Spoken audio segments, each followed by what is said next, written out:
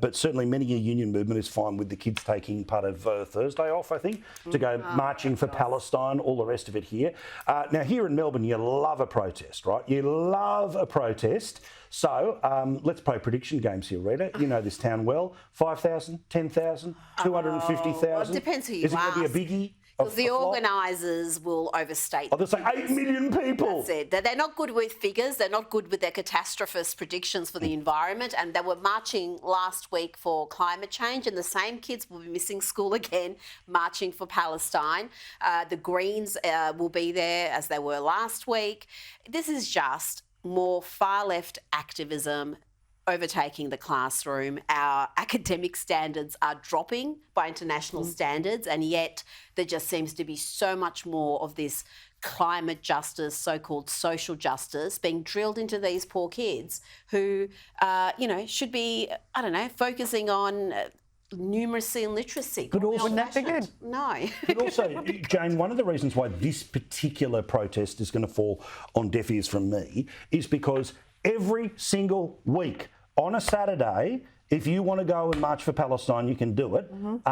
It's not like there's a weekly climate rally. Now, I don't support them when they go off on the climate thing, but there is a rally they can get behind. So their number, who are they punishing? Their own education. The system doesn't fall over because they don't turn up, and there'll be a lesser number than the number that turns up on the Saturday. So again, this is one of those ones where issue du jour kicks in, everyone gets all whipped up, and they feel they have to be part of this. So we're going to do a thing on Thursday.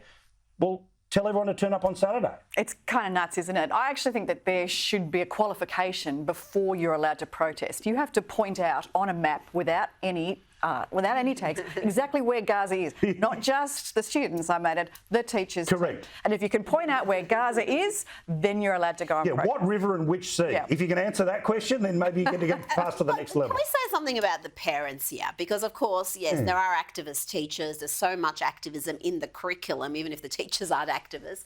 But the parents who allow this, the parents who say, yeah, sure, skip school to go chant about climate change or chant about Palestine, and how much actual discussion is happening at home? Are they actually talking about, well, have you looked at the history of that region? Have you looked at what the last 75 years or last 2,000 years, or are they just going off the latest TikTok trend, which I suspect is what's motivating a lot of this activism as well? We were talking about this yesterday, right?